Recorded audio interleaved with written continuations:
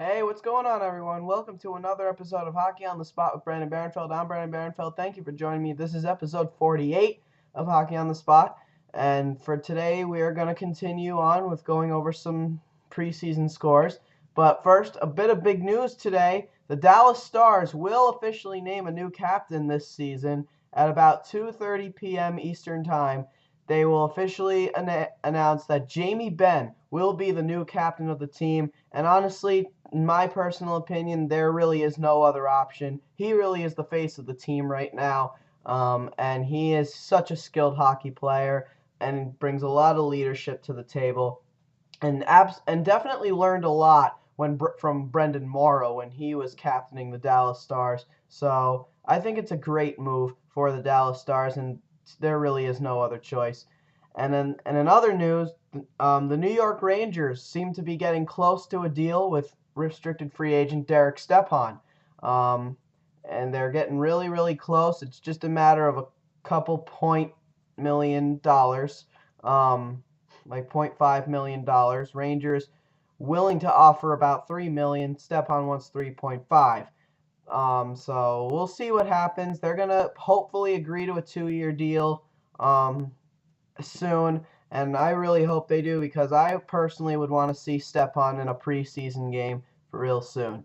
So hopefully that gets done, and so that the Rangers' worries can be over at least for right now. Kaspers Dojevins, Boston Bruins forward, signs a 1-year contract with Genevieve Servette of the Swiss League. So good move for them. And also the Toronto Maple Leafs, of course, I may have mentioned this yesterday, but they are also getting somewhat close to a contract with restricted free agent defenseman Cody Franson. So hopefully that gets done soon.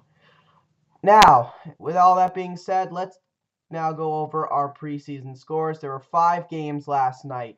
So let's talk about them, starting with the Columbus Blue Jackets and the Carolina Hurricanes. In Carolina, big win for the Columbus Blue Jackets, a game in which they were down. They were down 4-2, but they came back to win it 5-4. Columbus got their scoring contributions from Bowen Jenner, assisted by Tim Erickson and Marian Gaborik. Then Marian Gaborik would pot one in, assisted by Nikita Nikitin and Brandon Dubinsky, former line mates with the New York Rangers. Then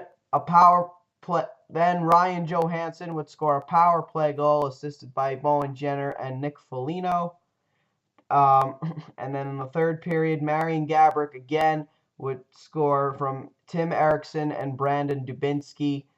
And Sean Collins, of all people, would get the game winner, assisted by Brandon Dubinsky and Nick Foligno. So a 3-assist performance for Brandon Dubinsky after a rough year with the Columbus Blue Jackets last year, and 10 shots on goal following that. So even though he didn't score a goal, he was one of the best players on the ice for the Blue Jackets. And as far as the goalies go, Mike McKenna would start the majority of the game. He made 12 saves on 12 shots, so he was perfect. Curtis McElhaney would start the other half of the game. He gave up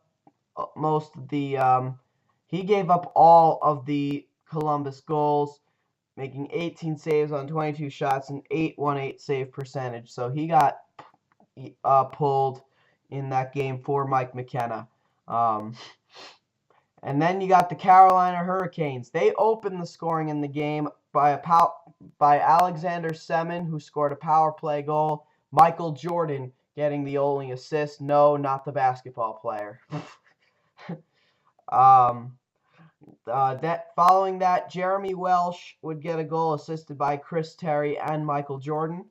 Then Alexander Semin would get his second of the game, assisted by Drayson Bowman and Jay Harrison.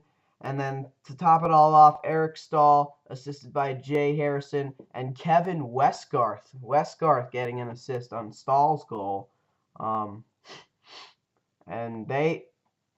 Cam Ward would start the entire game, making 26 saves on 31 shots and 839 save percentage. Both him and Eric Stahl back, hopefully 100% healthy. Next, the Tampa Bay. So congratulations to the Columbus Blue Jackets.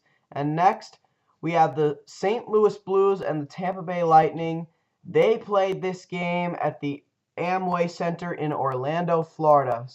Big shootout win for the home team, Tampa Bay Lightning, here in an arena which they don't play.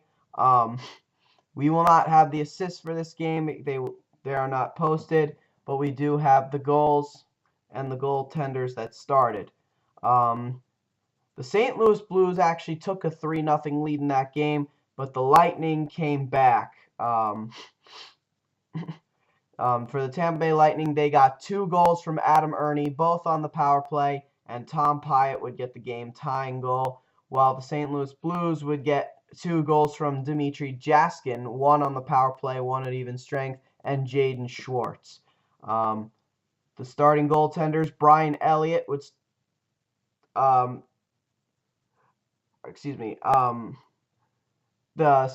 Brian Elliott would start the entire game for the St. Louis Blues, and for the Tampa Bay Lightning, they got the split between Cedric Desjardins and Kristers Gudlevskis. In the shootout, Valtteri Filppula and Adam Ernie would score the shootout goals. So big night for Adam Ernie, who really hopes to make the roster this year. Next, the Florida Panthers and the Dallas Stars in Dallas. Dallas Stars also win it in a shootout.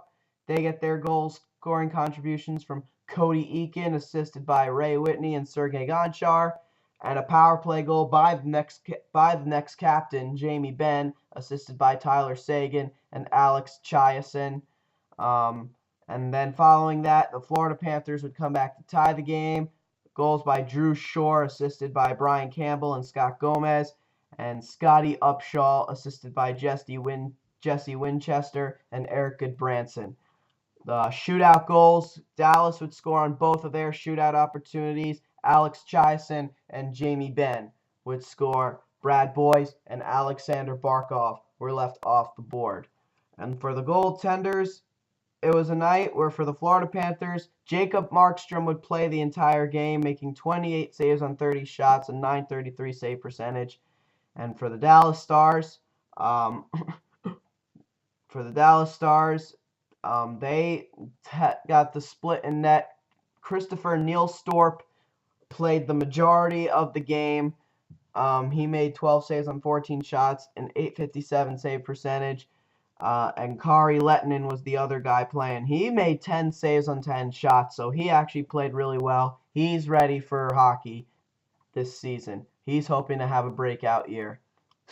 But congrats to the Dallas Stars. Next, we have the Anaheim Ducks and the Colorado Avalanche. Third straight night in which the Anaheim Ducks are playing. After blowing out the Phoenix Coyotes 6-2, they got blown out last night by the Los Angeles Kings 6-0. Looking for redemption tonight in Colorado, their first road game of the preseason. They come up huge with a 2-1 win. Their power play was the biggest part of their game tonight. They got both of their goals coming on the power play. The first one by Devontae Smith-Pelly, assisted by Patrick Maroon and Mark Fistrick. So that goal scored by 3 guys, all trying to crack the roster. And then in the third period, Hampus Lindholm scored what would be the game winner, with Nick Bonino getting the lone assist. So another goal scorer trying to make this roster. Nick Bonino already knows he's on the roster. And it was a big night in goal for the Anaheim Ducks. Frederik Andersen started the game, making 9 saves on 10 shots, a .900 save percentage. And then John Gibson would play the remainder of the game. After proving to be very rusty last night and bringing up some questions after giving up 3 goals on just 8 shots, last night he was absolutely brilliant. It was a night about redemption, making 18 saves on 18 shots. So he shut down the Avs big time. So congratulations for him. And for the Colorado Avalanche, though, they did take a 1-0 lead in this game. Goal scored by Paul Stastny, assisted by Gabriel Landeskog and Alex Tanguay. Simeon Varlamov would start the entire game, making 22 saves on 24 shots, and a .917 save percentage. So congrats to the Anaheim Ducks. And then last but certainly not least, the Edmonton Oilers and the Vancouver Canucks.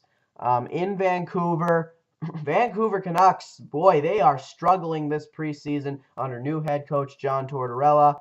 They have not been the same offensive team that they've been, and they're giving up more goals, which to me has really been expected.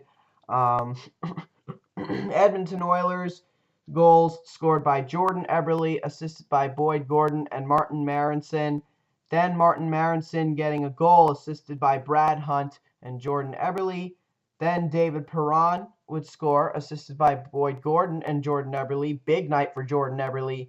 And then Jesse Joensuu, their depth player from the New York Islanders, scoring a goal assisted by Marco Arcabello and Brad Hunt. So, a big night for them indeed.